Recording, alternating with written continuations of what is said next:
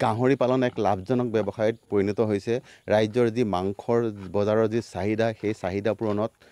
গাহৰিয়ে যথেষ্ট ভূমিকা পালন কৰিছে আৰু এই গাহৰি পালনৰ প্ৰতি আকৰ্ষিত কৰিবৰ কাৰণে ৰাজ্য চৰকাৰৰ পশুপালন বিভাগে বিভিন্ন ধৰণে নৱপ্ৰজন্মক উৎসাহিত কৰি আহিছে কিন্তু ইয়াৰ সম্পূৰ্ণ বিপৰীত এক ছবি দেখিবলৈ পোৱা গৈছে বৃহত্তৰ কাকিৰ বৰমাংচু নামৰ এখন এই গাঁৱত ইয়াত গাহৰি পালন কৰি স্বাৱলম্বী হ'বলৈ খোজা পৰিয়ালক যুৱকক এঘৰীয়া কৰি ৰাখিছে সমাজ ব্যৱস্থাই মই বৰ্তমান উপস্থিত আছোঁ কাকিৰ বৰমাংচু অঞ্চলত আৰু ইয়াত এঘৰ মানুহৰ ঘৰত মই উপস্থিত আছোঁ এটা পৰিয়ালৰ ঘৰত যিটো পৰিয়ালক গাহৰি পোহাৰ কাৰণে এটা বছৰ ধৰি তেওঁলোকক সমাজ ব্যৱস্থাৰ পৰা সম্পূৰ্ণৰূপে আঁতৰাই ৰাখিছে মোৰ লগতে আছে বাইদেউ গাহৰি পালন কৰিছিলে হয় কেনেকুৱা কি পালে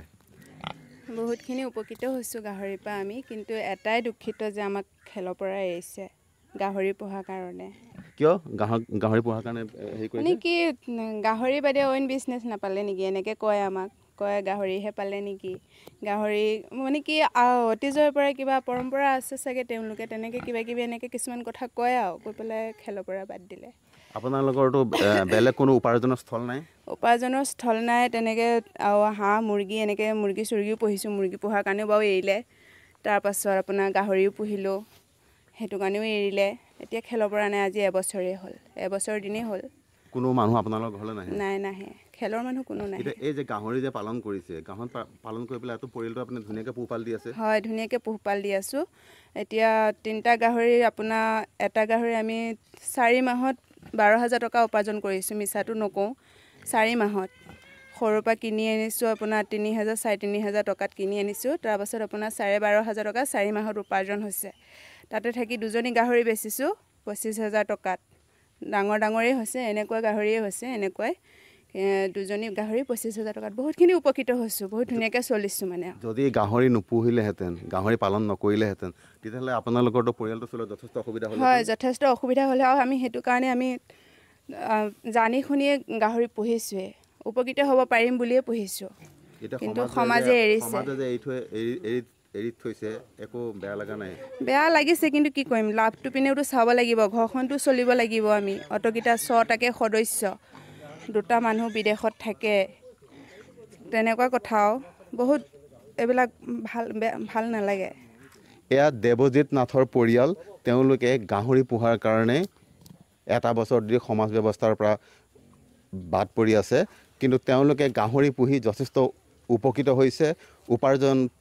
পাইছে আৰু পৰিয়ালটো পোহপাল তেওঁলোকে দি আছে মই আৰু এটা পৰিয়ালৰ লগত আছোঁ নৱকুমাৰ নাথ তেওঁ 2টা বছৰৰ পৰা গাহৰি পোহাৰ কাৰণে সমাজৰ পৰা আঁতৰাই ৰাখিছে নৱ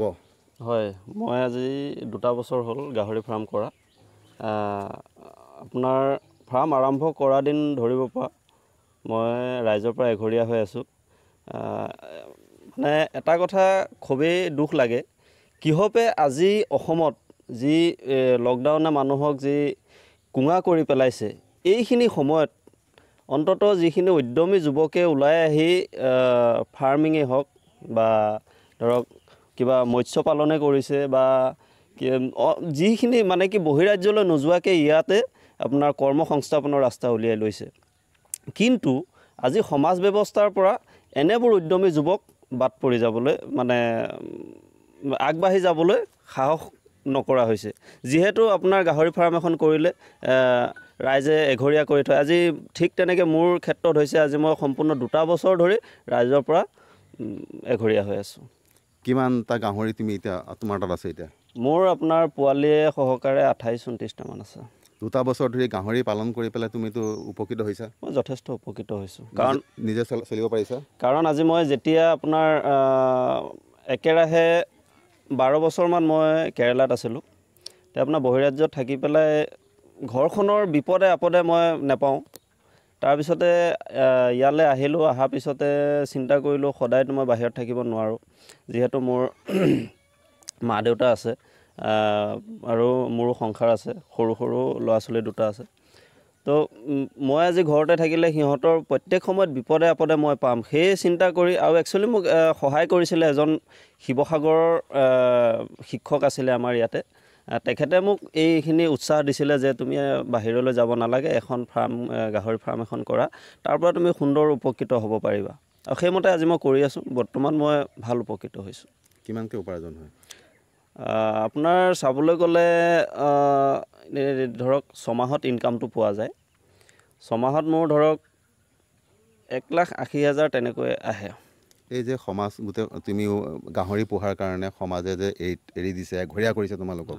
কোনো কাৰো লগত তোমালোকে যাব নোৱাৰা তোমালোকৰ ঘৰলৈ কোনো নাহে মনত কেনেকুৱা হেৰি হৈছে মনত মানে সেইটোৱে খুব দুখ লাগে কিহপে আজি মোৰ দেউতাৰ যথেষ্ট বয়সো হৈছে বাৰু কাৰণ কিয় বৃদ্ধ হৈছে তেখেতে এতিয়া সমাজৰ লগত থাকিব লাগে আৰু সেই মানসেৰে মই আজি কাৰণ কিয় মোৰ সংস্থাপন যেতিয়া কৰ্মসংস্থাপন হ'ব মই যেতিয়া দেউতাহঁতক ইনকাম কৰি খুৱাব পাৰিম আৰু তেতিয়াহে দেউতাই নিজৰ কৰ্ম এৰি পেলাই সমাজৰ লগত থাকিব সমাজৰ কাম কৰিব গতিকে সমাজ ব্যৱস্থাই এইখিনিৰ পৰা আঁতৰি আহি আজিৰ প্ৰজন্মক অন্ততঃ বাধা নিদিয়ে যে গাহৰি পালন কৰিব নালাগে মাছ বেচিব নালাগে মাংস বেচিব নালাগে এইখিনি যাতে মই অনুৰোধ জনাইছোঁ যাতে সেইখিনিৰ পৰা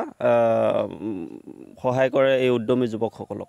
হয় নৱকুমাৰ নাথৰ কথা শুনিলে এতিয়া আৰু এটা পৰিয়াল আছে অকল গাহৰি পালনেই নহয় তেওঁ ব্ৰইলাৰ কাটি পেলাই বজাৰত বিক্ৰী কৰিছিলে ব্ৰইলাৰ কাটি পেলাই মাংস বিক্ৰী কৰি পেলাই তেওঁ নিজৰ পৰিয়ালটো পোহপাল দিছিলে সেই পৰিয়ালটোকো তেওঁলোকে এঘৰীয়া কৰি ৰাখি দিছে এইজন উজ্জ্বল ন উৎপল নাথ আৰু উজ্জ্বল নাথে গাহৰি পুহিছিলে আৰু উৎপল নাথে ব্ৰইলাৰ পুহি পেলাই ব্ৰইলাৰ কাটি পেলাই বজাৰত বিক্ৰী কৰিছিলে কিন্তু তেওঁকো এঘৰীয়া কৰি ৰাখিছে কি ক'বা হয় মই ব্ৰইলাৰ কটাৰ বাবে সমাজৰ পৰা আমাৰ মা দেউতাক এঘৰীয়া কৰি ৰাখিছে আৰু মোৰ দাদাই গাহৰি পুহিছে গাহৰি পোহাৰ বাবেও এঘৰীয়া কৰি ৰাখিছে কিমান দিনৰ পৰা আজি এক বছৰমান হৈ গ'ল এই মানে বহিষ্কাৰ যে কৰিছে কোনে বহিষ্কাৰ কৰিছে সমাজৰ মানুহে মানে সমাজ কোনখন সমাজ আমাৰ ফুলগুৰি সমাজ হয় এবছৰ ধৰি পেলাই এবছৰ হৈ গ'ল তোমালোকৰ ঘৰলৈ কোনো নাহে নাই তোমালোকৰ মানুহ কোনো নাযায় নাই অকল এয়াই নহয় আৰু শুনিলে আচৰিত হ'ব যিসকল গাঁৱৰ লোকে এই গাহৰি পালন আৰু ব্ৰইলাৰ ফাৰ্ম গঢ়াৰ ক্ষেত্ৰত আৰু ব্ৰইলাৰ মাংস কাটি বজাৰত বিক্ৰী কৰাৰ ক্ষেত্ৰত উৎসাহ যোগাই আহিছিলে তেওঁলোকক মানসিকভাৱে সহযোগিতা আগবঢ়াই আহিছিলে সেই সকলকো এইখন বৰমাংচু সমাজৰ লোকে এঘৰীয়া কৰি ৰাখিছে অতি আচৰিত কথা ৰাজেন দা হয় কি ক'ব মানে আমাৰ এতিয়া যিটো পৰিৱেশ হৈছে দেশত যিটো অৰ্থনৈতিক অৱস্থা হৈছে এই অৰ্থনৈতিক অৱস্থাত ল'ৰাবিলাক বাহিৰত গৈ পেলাই লোকৰ গোলামী কৰিব লাগে গতিকে সেইটো নকৰি পেলাই যদি ল'ৰাবিলাক ঘৰতে থাকি পেলাই গাঁৱতে থাকি পেলাই এতিয়া বহিৰাজ্যৰ মানুহে আহি পেলাই আমাৰ গাঁৱত আহি চুলি কাটে দাড়ি কাটে কিবা কৰে এইবিলাক কৰিব পাৰে মাংস কাটে কিন্তু আমাৰ অসমৰ ল'ৰাবিলাকে কিয় নোৱাৰে সেইকাৰণে মই এই ল'ৰাসকলক মই উৎসাহ দিছিলোঁ যে কৰ এইবিলাক দেশতে থাকি পেলাই গাঁৱতে থাকি পেলাই ঘৰতে থাকি এইবিলাক কৰ পৰিয়ালটো পাই থাকিবি দুখে সুখে আৰু ইনকমো হ'ব গতিকে তেওঁলোকক সহায় কৰাৰ কাৰণে মোৰ ল'ৰাটো বহিৰাজ্যত থাকে মোৰ ল'ৰাটোৱে টকা পইচা কেইটামান তেওঁলোকক দিয়াৰ কাৰণে মোৰ ল'ৰাটোৱে টকা দিয়াৰ কাৰণে তেওঁলোককতো বদবাদ কৰিছে আকৌ মোকো মানে সমাজৰ পৰা বাদ কৰি থৈ দিছে আপোনাক কিয় বাদ কৰিলে মোৰ ল'ৰাটোৱে পইচা দিছে তেওঁলোকে গাহৰি পোহা নাই মোৰ ঘৰত গাহৰি যোৱা মই গাহৰি দেখাও নাই ল'ৰাটোৱে পইচা কেইটামান দিছিলে তেওঁলোকে গাহৰি পুহিব পাৰে পুহিলোঁ এই যে এই সমাজখনে যে এনেকৈ ব্যৱস্থা লৈছে যে আপুনি পইচা দিয়াৰ কাৰণে এই গাহৰি পালনৰ প্ৰতি উৎসাহিত কৰাৰ কাৰণে আপোনাক এঘৰীয়া কৰিছে কোনোবাই গাহৰি পোহাৰ কাৰণে এঘৰীয়া কৰিছে ব্ৰইলাৰ কাটাৰ কাৰণে এঘৰীয়া কৰিছে এই কোনে কৰিছে এইবিলাক এইটো সমাজৰ মানুহে কৰিছে সমাজৰ মানে কি সমাজৰ কিবা নাম আছে নেকি সমাজৰ মানে এখন আমাৰ ফুলগুৰি সমাজ এখন ভাগৱতী সমাজ এখন ভাগৱতী সমাজ বুলি এখন সমাজ আছে এই সমাজতে আমি বসবাস কৰোঁ এই অলপ আগতে যিটো উৎপল নাথ আছিলে বা দেৱজিৎ নাথ তেওঁলোকে গাহৰি পুহিছে উজ্জ্বল নাথে গাহৰি পুহিছে উৎপল নাথে ব্ৰইলাৰ কাটিছে একেখন সমাজ আমি এখন ভাগৱতী সমাজৰ এখন সমাজ এই এখন ভাগৱতী সমাজৰ মানুহে কৈছে যে তোমালোকে গাহৰি পুহিব নোৱাৰিবা মুৰ্গী পুহিব নোৱাৰিবা ব্ৰইলাৰ মাংস কাটিব নোৱাৰিবা এয়া কৰিলে সমাজত আহিব নোৱাৰিবা আৰু সমাজত যাবলৈ নোৱাৰে আকৌ আঞ্চলিক এখন আছে আমাৰ গোটেই আমি ইয়াত 7খন গাঁও আছে 7খন গাঁও এখন আঞ্চলিক পাতি বসবাস কৰিছোঁ তাত এখন বাৰোৱাৰী এটা উৎসৱ পাতোঁ ৰাস উৎসৱ পাতোঁ ভাগৱত পাতোঁ এইবিলাক কাৰ্যসূচীটো আমাক অংশগ্ৰহণ কৰিব নিদিয়ে এইখনেই সমাজ ব্যৱস্থা যি সময়ত বহিৰাজ্যত কৰ্মসংস্থানৰ কাৰণে অসমৰ পৰা ধাৱলি মেলিছে কামৰ কাৰণে, তাৰ বিপৰীতে সেইসকল লোকে, সেই যুৱকসকলে গাঁৱত গাহৰি পালন, ব্ৰইলাৰ আদি কৰি ব্ৰইলাৰ কাটি পেলাই তেওঁলোকে কৰ্মসংস্থাপনৰ বাট মোকলাইছে। কিন্তু ইয়াত হেঙাৰ হৈ উঠিছে এক সমাজ ব্যৱস্থা।